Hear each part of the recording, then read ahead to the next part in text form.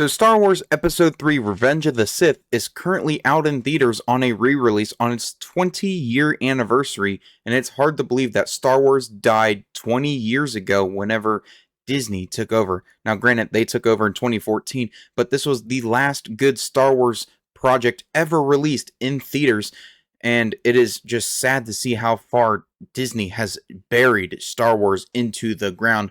But it proves that Disney Star Wars is the only Star Wars that's dead, because Episode 3 is killing it at the box office in its re-release, and it is full of nostalgia. Star Wars Episode 3 Revenge of the Sith secures one of the top grossing re-releases weekends in cinema history. Star Wars Episode 3 Revenge of the Sith's re-release in theaters was a massive success, earning $25.2 million in 2,775 theaters in North America alone.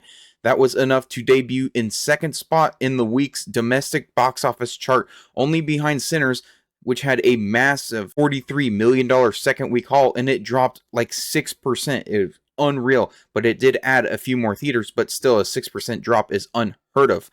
Star Wars Episode 3 Revenge of the Sith's box office last week was enough to make it one of the top grossing re-releases weekends in history, behind Star Wars A New Hope's $36 million from the 1997 special edition release, and The Lion King's $30 million from its 2011 3D release.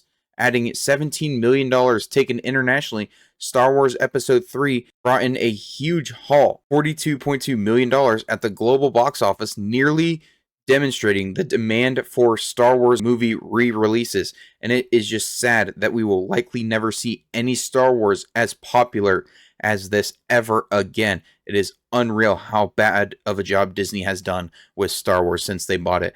Star Wars Episode 3 Revenge of the Sith is the final chapter in George Lucas's saga and reveals how Anakin Skywalker became Darth Vader. It originally earned $850 million at the global box office.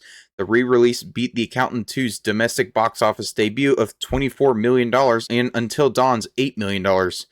Ryan Coogler's vampire flick Sinners, meanwhile, is now up to $161 million at the global box office after 2 weekends. A Minecraft movie continues its march to $1 billion, now at $816 million.